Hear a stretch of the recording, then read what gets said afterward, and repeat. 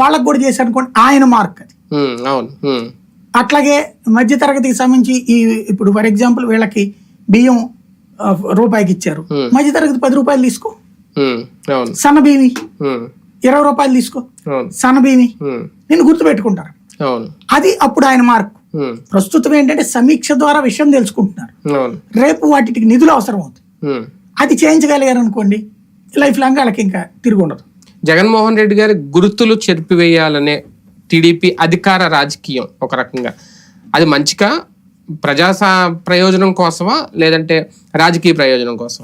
రాజకీయ ప్రయోజనం కోసం ఉంటుంది, ఇందులో ప్రజా ప్రయోజనం ఏముంటుంది. కాకపోతే అది కరెక్టా కాదన్నది కాలం డిసైడ్ చేస్తుంది. ఇప్పుడు అన్న క్యాంటీన్లు మూసేశారని చెప్పేసి జనం చర్చించుకోవడం మానేశారా?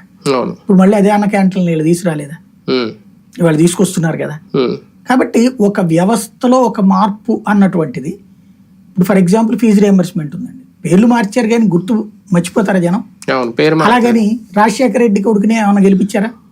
లేదు కదా. మధ్యలో చంద్రబాబుని గెలిపించారు, మధ్యలో మళ్ళీ ఇప్పుడు చంద్రబాబుని గెలిపించారు కదా. అంటే అవి ఆ పేరుని మనుషులకు గుర్తుంటాయి. కానీ ఇప్పుడు బియ్యం ఉంది, ఎన్టీ రామారాయంలో పెట్టారు 2 రూపాయల కిలో బియ్యం. ఆ తర్వాత ఇప్పుడు ఉచితంగా కూడా ఇస్తున్నారు, మోడీ సర్కార్ ఉచితంగా ఇస్తుంది. కిరణ్ కుమార్ రెడ్డి రూపాయికే చేశారు, కానీ ఇలా పేర్లు గుర్తు రాలేదు కదా. బియ్యం పథకం అంటే ఆ పేరే గుర్తుంది.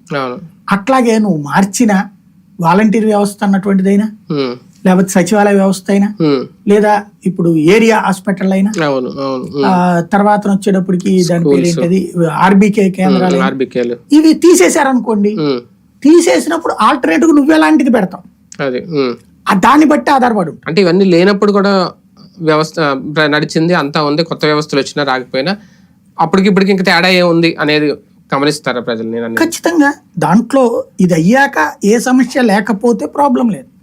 ఇంతవరకు ఎందుకు ఆర్బీకే కేంద్రం లేనప్పుడు